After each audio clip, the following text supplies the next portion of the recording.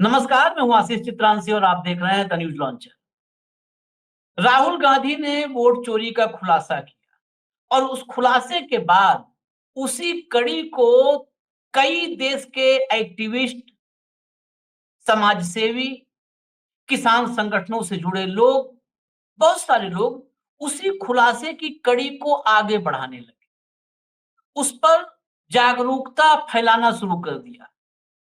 अपने समाज के भीतर, अपने सूबे के भीतर या देश के भीतर लोगों को बताना शुरू कर दिया कि आखिर इस देश में लोकतंत्र के साथ कितना बड़ा फर्जीवाड़ा हो रहा है, चुनावी प्रक्रिया में कितनी बड़ी धांधली हो रही है। इसमें मैंने अभी पत्रकारों का नाम नहीं लिया, समाज सेवी, एक्टिविस्ट, किसान संगठन के नेता, ये सारे लोग इसमें सहभागी थे। और पत्रकार के रूप में जो भी लोग हैं, हमारे साथी, हमारे वरिष्ठ, हमारे अनुज, बहुत सारे हैं। ऐसा नहीं है कि वो संख्या नगण्य है, वो संख्या भी पर्याप्त है। उन्होंने तमाम इन्वेस्टिगेशन करके सच्चाई सामने लाना शुरू किया। बिहार से लेकर के मध्य प्रदेश से लेकर उत्तर प्रदेश और कर्नाटक तक, अलग-अलग राज्यों में, हरियाणा, महाराष्ट्र, सभी राज्यों।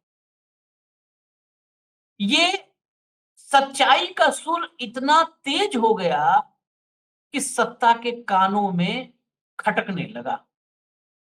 सत्ता को लगा कि अगर ये सच गांव-गिराव तक पहुंच गया, घर-घर पहुंच गया, तो लोकतंत्र में फर्जीवाड़ा और चुनावी प्रक्रिया में धांधली ये बंद हो जाए। ये बंद हुई तो खेल खत्म, पैसा हजम, कुर्सी चली गई। तो नया काम शुरू हुआ, जिसे कहते हैं लोकतंत्र का गला दबाना, उसकी सांसें रोकना, ऑक्सीजन कम कर देना। बोलने वाले लोगों को, बताने वाले लोगों को धमकी देने का या डायरेक्ट इनडायरेक्ट डराने का एक नया सिलसिला शुरू हुआ। और ये जानकारी सीधे हमारे पास जिस किसान नेता के जरिए आई, मैंने आज उन्हीं को बिठाया है। क्योंकि जब जानकारी आई, चौधरी पुष्पेंद्र सिंह हमारे साथ बैठे हुए हैं। स्वागत है पुष्पेंद्र भाई आपका। धन्यवाद धन्यवाद। एफिडेविट, जो चुनाव आयोग का एफिडेविट है जो राहुल गांधी से मांग रहा है, वो एफिडेविट मांगना कितना नाजायज है, अवैध है, इस विषय से लेकर के और नामांकन प्रक्रिया, चुनाव प्रचार से लेकर के और गिनती तक कैसे खेल होता है, इन्होंने जितना इनका व्यवहारिक और व्यक्तिगत अनुभव था सब शामिल करके बताना शुरू किया। और न्यूज लॉन्चर नहीं, अलग-अलग तमाम प्लेटफ़ॉर्म पे जहाँ-जहाँ पर भी अपना बोल सकते हैं, उन सभी जगहों पर बोलना। एकाएक कल रात में जानकारी आई मेरे पास, पुष्पेंद्र जी ने बताया कि घर पे सिपाही आया था और सिपाही ने फ़ोन पर किसी से बात करवाया। फ़ोन पर जिससे बात हुई उसने कहा कि कल आइए, आप ज़्यादा आजकल अलग-अलग तमाम बातें कर रहे हैं, कैमरे पर बैठकर। तो इस बात को कम से कम देश के सामने बताना फर्ज है। ये फर्ज है कि हम देश के सामने बताएँ। अब बाकी पुष्पेंद्र जी ने उससे क्या कहा, कौन आया, क्या बात करवाई, डायरेक्ट या इनडायरेक्ट क्या धमकाया या नहीं धमकाया, या प्यार देने आया था, भाईचारा बढ़ाने आया था, ये सब पुष्पेंद्र जी खुद बताएँगे। क्या हुआ ये पूरा घटनाक्रम, आज की चर्चा जो भी है, ये संक्षिप्त चर्चा है सिर्फ़ इस विषय पे कि अगर ऐसा हो रहा है, तो कतई नहीं होना चाहिए। अगर ऐसी सरकार की मंशा है, तो उसको अपने कदम पीछे खींच लेने चाहिए, क्योंकि इससे आप सच को नहीं दबा पाएँगे। और अगर आपकी मंशा अच्छी है, तो हमारी शुभकामनाएँ हैं। हम तो सवाल ऐसे पूछेंगे आपसे, आलोचना भी करेंगे और सवाल भी पूछेंगे। और अगर ऐसी कोई कोशिश किया आपने, तो ये सवाल और तीखे हो जाएँगे, और तीखे हो जाएँगे, एकदम क्लियर। पुष्पेंद्र जी सीधा बताएँगे, क्या हुआ, पूरा घटनाक्रम ज़रा बताइए, क्या कैसे हुआ? देखिए आशीष जी, जब से राहुल गांधी ने इस देश के सामने बहुत बड़ा खुलासा किया है कि वोटों में चुनाव आयोग की मिलीभगत से, तो केंद्रीय चुनाव आयोग उर्फ जिसको केचुआ आजकल कहा जा रहा है, केचुआ केंद्रीय चुनाव आयोग, उसके से मिलीभगत करके भाजपा विशेषकर जो ऊपर बैठे हुए हैं मोदी शाह चुनावों में तरह तरह की धांधलियां करके सत्ता पे काबिज हैं। वास्तव में ये कोई पॉपुलर लीडर नहीं है। ये जो है इनको सत्ता से हटाने के लिए बार बार जनता केंद्र में भी और प्रदेशों में भी वोट करती रही है, लेकिन उस चुनाव के नतीजे को, वास्तव जो नतीजा था जनादेश था, उसको चुनाव आयोग के माध्यम से साजिश करके, षड्यंत्र करके, धांधली बड़े पैमाने पर करके पलटने का काम जो है किया जा रहा है। लोकतंत्र की हत्या की जा रही है। अब इस विषय का जैसे ही भंडाफोड़ और खुलासा राहुल गांधी ने अपनी प्रेस कॉन्फ्रेंस में 4-5 दिन 6 दिन पहले किया, उसके बाद तमाम इस देश में सोशल मीडिया से लेकर के और यूट्यूब चैनल और तमाम जो लोकतंत्र के प्रहरी लोग हैं, एक्टिविस्ट हो, किसान नेता हो, सोशल मीडिया इन्फ्लुएंसर हो, या आप जैसे सम्मानित पत्रकार और सम्मानित चैनल हो, क्रेडिबल जिनकी क्रेडिबिलिटी है, उन्होंने जब ये कहना शुरू किया और उन चीजों को आगे इन्वेस्टिगेट करके रखना शुरू किया, और किस तरीके से चुनाव आयोग ने एक एफिडेविट के माध्यम से राहुल गांधी से कहा कि आप एफिडेविट दें तभी आपकी बात मानी जाएगी, उस एफिडेविट का कोई लीगल आधार नहीं था। इस तरह का खुलासा मैंने स्वयं डॉक्यूमेंट्स के हिसाब से आपके सामने भी किया और सारे देश को पता लग गया कि एफिडेविट मांग ही नहीं सकता। तो कल शाम को क्या हुआ कि लगभग शाम को 7:30 बजे के आसपास मेरे पास नीचे से जो गार्ड और सुपरवाइजर रहते हैं बिल्डिंग में, मैं गाजियाबाद में दिल्ली बॉर्डर के पास ही रहता हूँ, लेकिन गाजियाबाद में पड़ता है, तो वहां से फोन आया कि भाई कोई दिल्ली पुलिस से आपके लिए जो है बात करना चाहते हैं आपसे और मिलना चाहते हैं। मैंने कहा अच्छा, तो बोला वो नीचे बुला रहे हैं आपको। मैंने कहा कोई दिक्कत नहीं है, कोई हमें भय नहीं है, आप नीचे नहीं, आप ऊपर ही आ जाओ, आराम से आ जाओ। तो उन्होंने बात कराई, मैंने कहा आप आ जाओ, ऊपर आ जाओ। तो वो ऊपर आए, तो बाहर से ही बोले वो मैं ऐसे ऐसे जो है दिल्ली पुलिस की स्पेशल सेल से आया हूँ, फला मेरा नाम है। मैं उसका नाम बता के मैं नहीं चाहता, मेरे पास फोटो भी है उसका, मैंने फोटो खींच लिया था कि उसका बदनामी हो या वो व्यक्ति, क्योंकि वो तो आदेश का पालन कर रहा था, हेड कांस्टेबल लेवल का था। तो उसने कहा कि हमारे इंस्पेक्टर साहब हैं जो दिल्ली के सादिक नगर के स्पेशल सेल जो है हमारा, वहां से उन्होंने निर्देश देकर के मुझे भेजा है और आपसे बात करने के लिए कहा है, फोन पे मेरी बात कराइएगा। मैंने कहा कोई बात नहीं, आप अंदर आ जाइए, बैठिए। तो उन्होंने फिर अपने फोन से, मेरे फोन से नहीं, अपने ही फोन से एक व्यक्ति से बात कराई, क्योंकि फोन पे वो व्यक्ति थे। तो इन्होंने कहा भाई ये इंस्पेक्टर साहब हैं ऐसे ऐसे, नाम मैं उनका नहीं बताना चाहता, अननेसेसरी किसी पे की नौकरी खतरे में पड़े। तो उन्होंने मेरे से कहा भाई आप जो है कई सोशल मीडिया पे पोस्ट करते रहते हैं और आपने ये फला फला पोस्ट क्या आपने की है? मैंने फेसबुक पर हमने कुछ देखा है। मैंने कहा हाँ जी मैंने की है। फिर मैंने कहा कि भाई मैंने फेसबुक पे ही नहीं की, मैंने ये ट्विटर पे भी की है, मैंने व्हाट्सएप पे भी इस चीज को शेयर किया है, और आपको मैं लिंक भेज देता हूँ, ट्विटर का भी ले लो, मेरा मोबाइल नंबर तो ये है ही है आपके पास, और इसके विषय में मैं जो इंटरव्यूज देता रहा हूँ मैं वो भी भेज रहा हूँ, यूट्यूब का भी। तो फेसबुक पूछने आए थे, आप ट्विटर भी ले जाओ, यूट्यूब भी ले जाओ, इंटरव्यू भी ले जाओ, मैं क्या क्या करता रहा हूँ उसका सारा ब्यौरा, कुछ फोटोग्राफ्स, कुछ जो मैं बड़े चैनलों में और बड़े अखबारों में लेख लिखता हूँ, इंडियन एक्सप्रेस से लेकर के दैनिक जागरण, नवभारत टाइम्स, अमर उजाला, उनके कुछ कुछ मेरे इंटरव्यूज जो टाइम्स ऑफ इंडिया वगैरह में छपे हैं, चैनलों पे मैं बोलता रहता हूँ, तो वो मैंने कुछ चीजें भेज दी ताकि इनको पता लग जाए कि किस व्यक्ति से इनकी बात हो रही है। तो मैंने कहा भाई मैं तो किसानों की बात उठाता हूँ, मजदूरों की बात उठाता हूँ। आज की तारीख में लोकतंत्र का गला घोटा जा रहा है और उन सब बातों का खुलासा देश स्तर पे हो गया है, तो उन बातों को हम कह रहे हैं और हम कहते रहेंगे। अगर आपका के पास मेरे खिलाफ कोई शिकायत आई है तो भैया आप आ जाओ, बोला बताओ कहाँ चलना है, मुझे कोई दिक्कत नहीं है। आप मुझे गिरफ्तार करना चाहते हैं, नहीं नहीं, तो बोला गिरफ्तार की बात नहीं है, वो तो एक हमारे पास लीड आई थी तो हमने भेजा। मैंने कहा भाई आप तो दिल्ली पुलिस है, आपने यहाँ गाजियाबाद में क्यों भेजा? बोला नहीं वहां से भी कोई आता, लेकिन हमें लीड आई तो हमें भेजा गया है तो हम आ गए। मैंने कहा मुझे कोई आपत्ति नहीं है, दिल्ली पुलिस वाला आए, चाहे आसाम पुलिस वाला आए या यहाँ वाला आए, यूपी पुलिस वाला। तो उन्होंने एक प्रश्न पूछा तो मैंने 4 प्रश्नों के उनको जवाब दे दिए। फिर मैंने सारी चीजें जब भेज दी तो मैंने उस इंस्पेक्टर का नंबर भी ले लिया था जो हेड कांस्टेबल आया था उससे। तो मैंने उसको फोन मिलाया, बोला साहब सब मिल गया आपको, तो बताइए अब कब आना है। तो वो पहले तो उसने कहा था कल शाम को, यानी कि आज 5 बजे आना है, सादिक नगर में इनका स्पेशल सेल का कोई ऑफिस है दिल्ली में, लाजपत नगर से थोड़ा आगे पड़ता है। तो फिर मैंने जब उससे बात की कल बाद में, जब सारा सामान भेज दिया और उसको पता लग गया कौन आदमी कैसे है, तब उसने कहा मैं इन सब चीजों को अपने उच्च अधिकारियों के सामने रखूंगा और फिर मैं आपको बताऊंगा। तो अभी तक जो है मेरे पास कोई फोन आज दोपहर तक नहीं आया है। अब उनका कोई फोन आएगा तो मैं चला जाऊंगा, मुझे कोई डर नहीं है किसी किस्म का। और अगर गिरफ्तार करना चाहें उसके लिए कोई दिक्कत नहीं है, हम तो लोकतंत्र के प्रहरी हैं। और हमने तो ये निश्चित कर लिया है कि भैया जो है सरफरोशी की तमन्ना अब हमारे दिल में है, देखना है जोर कितना बाजुए कातिल में है। तो इस भावना से हम लोग तो 20 साल से लगातार लोकतंत्र के लिए अन्याय के खिलाफ आवाज उठाते आए हैं।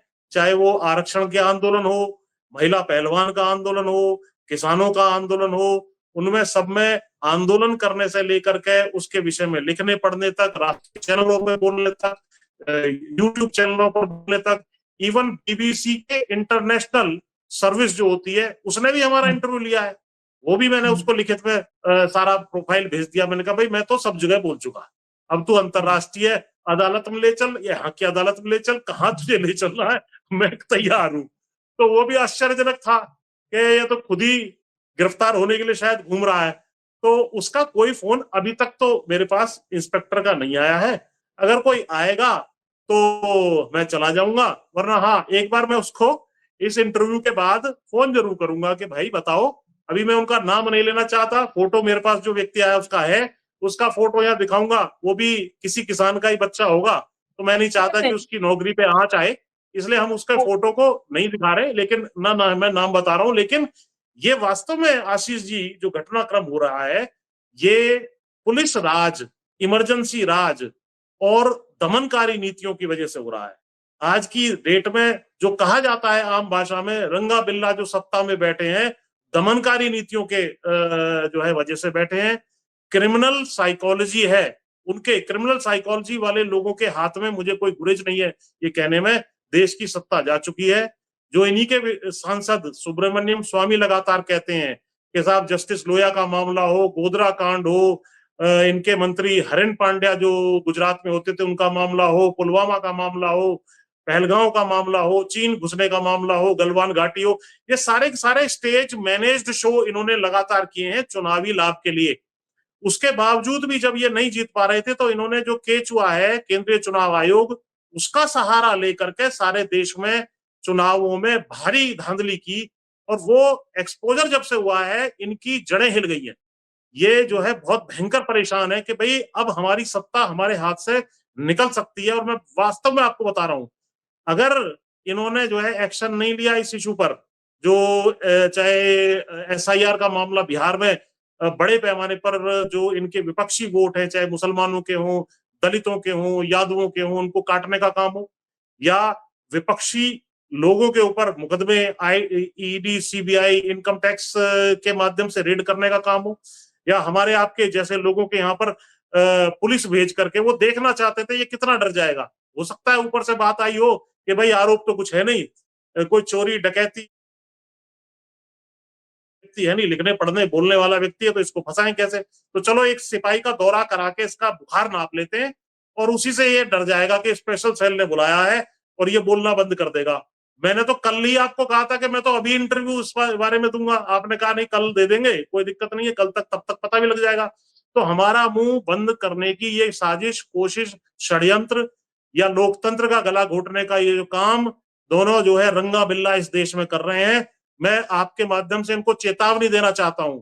जितने मर्जी आप अत्याचार कर लो, गिरफ्तारी कर लो, बिल्कुल बिल्कुल तैयार बैठे हैं, हम तैयार बैठे हैं और चैलेंज कर रहे हैं आपको बार बार कि सत्ता से तो आपको जाना पड़ेगा, झोला उठा के आज भी भाग जाओ। आज पूरे सोशल मीडिया पे आशीष जी ये बात चल रही है, मैंने देखा कई ट्वीट कि जो पिछले वाले चुनाव केंद्रीय चुनाव आयुक्त थे, मुख्य चुनाव आयुक्त राजीव कुमार, वो भाग गए देश छोड़ करके। ऐसी चर्चाएं हैं, मैं पुष्ट नहीं कर सकता, कई पत्रकारों ने उसको शेयर किया है कि भाई हजारों करोड़ का लेन देन जो है कहीं के चर्चे हो रहे हैं और वो किसी देश में की नागरिकता लेके वहां से जा चुके हैं। और क्योंकि जब से वो हटे उनका कोई अता पता है नहीं, कोई बयान नहीं है, तो हो भी सकता है। और जिस तरीके से धनखड़ साहब इस्तीफा देने के बाद 3 हफ्ते से ज्यादा हो गए, गायब हो गए, धरती पे पता ही नहीं लग रहा कि यहाँ पर जगदीप धनखड़ नाम का कोई उप राष्ट्रपति भी हुआ था, और सतपाल मलिक जी तो बोलते बोलते बेचारे कैसे चले गए, राजकीय उनको सम्मान नहीं दिया गया। तो ये सारी चीजें जो है ना एक ही डायरेक्शन में दिखा रही हैं कि जो क्रिमिनल माइंडेड आदमी है वो सोच रहे हैं कि लोकतंत्र का गला हम घोट देंगे, सत्ता में हम सदा सदा बने रहेंगे। लेकिन जब तक आपके जैसे, हमारे जैसे लोकतंत्र के प्रहरी राहुल गांधी जैसे नेता, जुझारू नेता और बहादुर नेता, साहसी लोग इस देश में जीवित हैं, लोकतंत्र जो है इसी तरीके से मजबूती से आगे बढ़ता रहेगा। जी चलिए, मैं तो यही निवेदन करूंगा भाई, फिर से हमारा निवेदन तो पहले विनम्रता वाला ही हमेशा से रहता है। नहीं तो बोलने का आज भी बोल रहा है, कल भी बोलेंगे, परसों भी बोलेंगे, जब तक सांस रहेगी तब तक बोलेंगे। ये कोई गलतफहमी में, बार बार कहता हूँ, गलतफहमी में न रहे कि मुकदमा से, जेल से, इससे, ये सब अगर, ये सोचना चाहिए सत्ता में बैठे लोगों को भी, जो भी ऐसा सोचते हैं कि डरा के, धमका के, दमन करके, इन्हें सोचना चाहिए कि इतना भी कम बुद्धि, अल्प बुद्धि शायद कोई नहीं होगा। वो चाहे पुष्पेंद्र सिंह हो, चाहे हम हो, चाहे बहुत सारे, हम लोग तो बहुत, मैं तो ये मानता हूँ कि हम लोग इस लोकतंत्र को बचाने का जो इतना बड़ा मुहिम देश में चल रहा है, उसमें छोटी सी गिलहरी है, बहुत छोटी सी भूमिका में। तो ये इतना अल्प बुद्धि कोई नहीं है कि किसी को पता ना हो कि इस रास्ते पर कितने खतरे हैं। सबको पता है भाई, सबको पता है। हो सकता है उसमें 2-4 आदमी हो कि सोचे कि चलो यार वीडियो 2-4 चल जाएगा, हो सकता है एक आध व्यक्ति नहीं समझ पाते मामले की गंभीरता, तो ऐसे हो सकता है 1-2% लोग हो कि वीडियो चल जाएगा, चेहरा दिख जाएगा, ऐसे। बाकी मैं ये मानता हूँ निजी तौर पर कि 99% लोगों को पता है कि ये रास्ता बड़ा मुश्किल है। पता है कि दमन हो सकता है, पता है उत्पीड़न हो सकता है, पता है एफआईआर हो सकता है, पता है जेल हो सकती है। तो ये मानसिक रूप से पहले से प्रिपेयर हैं। ये सबका भय जिसको होता, वो कहीं पे 2 सिपाही लेकर के स्टूडियो में बैठ के एंकरिंग कर रहा होता। स्टूडियो में बैठ के एंकरिंग कर रहे होते, बढ़िया लग्जरी स्टूडियो में। और वहां से बाहर निकलने पे आजकल 2-2, 3-3 सिपाही भी लेके सब एंकर आए घूम रही हैं। तो घूम रहे होते। हमें पता है सर, हमें नहीं इसकी परवाह है, इसलिए ऐसे कदम नहीं उठाने चाहिए। फिर मेरा विनम्रता पूर्वक सलाह है। ये सलाह है इसलिए क्योंकि हम लोकतंत्र में विश्वास रखते हैं, इसलिए सलाह। लोकतंत्र में विश्वास रखने वाला सलाह देता है, और लोकतंत्र में विश्वास जो नहीं रखता है वो धमकाता है। तो हम लोकतंत्र में यकीन रखते हैं, सलाह दे रहे हैं। आप आलोचनाओं को, सवालों को, इसका समाधान ढूंढें, इसका समाधान ढूंढें। यही आखिरी विकल्प है और यही प्रथम विकल्प है। दोनों विकल्प यही है। आप आलोचनाओं को, अगर हम आलोचना कर रहे हैं तो उसका मूल्यांकन कीजिए। आपके देश के हम नागरिक हैं भई, नागरिक हैं हम। हम आपके कंपटीटर भी नहीं है कि मोदी जी हटेंगे तो आशीष चित्रांग सिंह प्रधानमंत्री बनेगा। हम तो कंपटीटर भी नहीं है। इन सब बातों में लॉजिक है, तर्क है। तर्कशास्त्र आपने पढ़ा होगा, मोदी जी तो हर विषय खैर पढ़े हैं, कोई विषय अछूता नहीं है। तो इस तर्कशास्त्र को समझिए। हम आपके न कंपटीटर हैं, न हमारी पॉलिटिकल पार्टी है, न किसी भी प्रदेश में हम चुनौती आपको देने आ रहे हैं कि इस बार आपके खिलाफ चुनाव लड़ेंगे। हम जो भी सवाल कर रहे हैं, आलोचना कर रहे हैं, इस देश के लोकतंत्र और इस देश के संविधान के लिए कर रहे हैं, जो हमारे पूर्वजों के अतुलित बलिदान, मतलब कुछ गिनती नहीं है, इतने बलिदानों के बाद अर्जित की गई है। ये खैरात में नहीं मिली। उसके लिए आवाज उठा रहे हैं।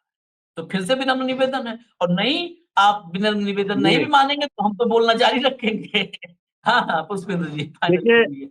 मैं जो है इस सरकार को विनम्रता से भी और चेतावनी के माध्यम से भी, हाँ, विनम्रता तो वास्तव में उनके सामने दिखाई जाती है जो लोकतंत्र में विश्वास करते हो। हाँ, ये तो दमनकारी जो इन्होंने नीतियां अपनाई, मैं दसियों ऐसे पत्रकार जो नामचीन पत्रकार हैं उनको जानता हूं, उनसे फोन पे भी बात होती है। उनको किस किस तरीके से प्रताड़ित करने का काम इन्होंने नहीं किया, उनकी नौकरियां खा गए, वो बेचारे किस तरीके से जी रहे थे, यूट्यूब के माध्यम से कैसे इन्होंने अपना वो किया। यूट्यूब, बड़े से बड़े जो पॉपुलर चैनल हैं उनको भी बंद करने का काम किया है इन्होंने कई बार, हाँ, हाँ। कि इस फला अरे हम यूट्यूब लोग को हम भोगे बंद हैं कर दें। सर। तेलंगाना तक जी में अब क्या कहें, मतलब कहाँ-कहाँ बहुत चीजें हैं, लेकिन जी। उससे फर्क नहीं और पड़ता। इसमें जो कई एकेडमिक्स हैं, एक प्रोफेसर महमूदाबाद का केस आपने सुना होगा, जो एक नामचीन यूनिवर्सिटी है सोनीपत की, प्राइवेट यूनिवर्सिटी, उसके प्रोफेसर हैं। उन्होंने कोई कमेंट में उनके ऐसी बात नहीं थी जो ट्विटर पे उन्होंने डाला कि देशद्रोह या देशविद्रोह या कुछ हो, लेकिन उनको तुरंत ही गिरफ्तार करके पुलिस ने किस तरीके से व्यवहार किया। और इनके खुद के सांसद कर्नल कुरैशी के खिलाफ तरह तरह के कमेंट करते रहे, लेकिन कोई कार्रवाई आज तक नहीं हुई है। और जितने भी एक्टिविस्ट हैं, आंदोलनकारी हैं, या इनको दबाने के लिए इनके किसी के खिलाफ जो भी छोटा मोटा भी कुछ मिल जाए, इवन सतपाल मलिक जी, अब तो वो चले गए स्वर्गीय, वो भी बताते थे कि भाई मैं यहाँ एक कमरे के मकान में रह रहा हूँ, मेरे ऊपर छापा, मेरे ऊपर शिकायत करता मैं खुद कि मुझे जो है 150 करोड़ के ये दो लोग आए थे और ऑफर दे रहे थे, जिसमें आरएसएस का ही एक बड़ा पदाधिकारी भी था और कुछ एक बड़ा उद्योगपति था। उन केसों में उल्टे मेरे ही ऊपर मुकदमा कर दिया, मेरे ऊपर चार्जशीट फाइल कर रहे हैं, मेरे ही लोगों को 2-2 3-3 बार उनको असिस्टेंट जो थे वो उन्होंने छापा उनके घर तक डाला। इवन उनके गांव में जो पुश्तैनी उनकी 150-200 साल पुरानी हवेली थी, जिसमें अब वो रहते भी नहीं थे, उनके वहां भी अंधेरे कमरों में जाकर के इन्होंने टूटे बक्से और कुछ खाट वाट वैसी पड़ी थी उनको चेक किया। तो ये सब जो चीजें देश के अंदर हो रही हैं, ये संविधान विरुद्ध हैं। इन लोगों के हाथों में गलत तरीके से सत्ता आई है और गलत लोगों के हाथों में गलत तरीके से सत्ता आई है। दोनों चीजों को समझ लेना पड़ेगा देश को। और देश जो है निश्चित रूप से क्रांति के मुहाने पर बैठा हुआ है। यदि ये नहीं सुधरे तो यहाँ बांग्लादेश वाले और जो श्रीलंका वाले ऐसे हाल होने में ज्यादा समय नहीं लगेगा। आपके दमनकारी नीतियां नहीं चलेंगी। बहुत बड़े बड़े यहाँ तानाशाह और इतने बड़े हुए कि आप तो उसके सामने कुछ नहीं हो। उनको जनता ने उखाड़ करके फेंक दिया तो आप क्या चीज हो। तो आप जो है पंगा लेना बंद करो और किसान बिरादरियों का दमन करना हो, मुसलमानों का दमन करना हो, दलितों का दमन करना हो, तमाम अल्पसंख्यक हो, चाहे वो सिख हो या जो है जाट बिरादरी से भी इनको कुछ विशेष प्रेम है। जिस तरीके से जाट आरक्षण के आंदोलन का दमन हुआ, किसान आंदोलन का दमन हुआ, महिला पहलवानों का दमन हुआ, अग्निवीर इस देश के ऊपर थोपा गया, और अब सतपाल मलिक जी का जिस तरीके से दमन हुआ, धनखड़ जी का, चलो जैसे भी थे तो चलो किसान पुत्री, खुद भी को भी किसान पुत्र बताते थे, किस तरीके से वो देश की धरती से गायब हो गए, किसी को पता ही नहीं चल रहा है। तो ये सारी चीजें कड़ियां उसी डायरेक्शन में जा रही हैं। तो अब तो हमारे अंदर पुष्पेंद्र सिंह की ताकत नहीं है। ये जो हमारे महापुरुष चले गए, चाहे चौधरी चरण सिंह जी हो या सतपाल मलिक जी हो, अब उनका जो दिखाया हुआ रास्ता था, उनकी जो ताकत थी वो भी तो हमारे ही अंदर आ गई। अब हम उस ताकत से बोल रहे हैं। तो आप हमारा दमन करने की कोशिश ना करें। लोकतंत्र के हिसाब से आपको चलना होगा, लेकिन क्योंकि अब ये साबित हो गया है कि आपकी सरकार अवैध सरकार है, केंद्र सरकार अवैध है, हरियाणा की सरकार अवैध है, महाराष्ट्र की सरकार अवैध है, दिल्ली की सरकार अवैध है, और पीछे राजस्थान, मध्य प्रदेश, छत्तीसगढ़, तमाम जो चुनाव में आपने भारी गड़बड़ी करके सत्ता के ऊपर बैठे हैं, इस चीज को देश बर्दाश्त नहीं करेगा। आप तत्काल इस्तीफा देकर के यहां से निकल लो, वरना धरती के किसी कोने पर भी, सरकार तो बदलेगी बदली, किसी कोने पे भी आप होंगे तो आपको छोड़ा और बख्शा नहीं जाएगा और आपको कानून के हिसाब से सजा दी जाएगी। आप तो डरा करके सजा देना चाहते हैं, छापे मार करके। सिपाही क्या, सिपाही क्यों आया था? वो एक तरीके से इशारा था कि भाई सिपाही वहां जाएगा, इंस्पेक्टर से बात करेगा, पुष्पेंद्र सिंह डर जाएगा। अरे पुष्पेंद्र सिंह ना डरता किससे भी, ना जीवन में कभी डरा। हमने तो जो है हर तरह की ऊंच नीच जीवन में देखी है। और भैया 2 रोटी मुझे मिलेगी तो जेल में भी मिल जाएंगी, और नहीं मिलेंगी, मुझे मेरा जीवन खत्म करना चाहते हो तो मुझे 2 रोटी की भी जरूरत नहीं है, उसके बाद शहीद कहलाऊंगा। तो शहीद होना मंजूर है, झुकना मंजूर नहीं है। सर जो है झुकेगा नहीं, कट सकता है। जी चलिए, हम तो जो निवेदन करना है निवेदन करते हैं, और मैं तो एक ही लाइन करता हूँ, नहीं आप मानोगे तो हम तो बोल ही रहे हैं जी, बोलते रहेंगे। हमारा अपना जो दायित्व है वो हम निभाएंगे, वो आपके डर भय से नहीं होगा, इसलिए इससे बचिए। अब तो हालांकि जो है टाल दिया गया है, जो पुष्पेंद्र जी को बुलाया गया था उसको टाल दिया गया है। देखते हैं, कोई बात नहीं, बुलाएंगे तो फिर चले जाएंगे। इजाजत दीजिए हमें, बहुत बहुत धन्यवाद पुष्पेंद्र जी। और अगर बुलाया जाएगा तो जो संवैधानिक धन्यवाद। तरीका है उस तरीके से हम लोग आगे बढ़ेंगे। नमस्कार। बिल्कुल, धन्यवाद सर।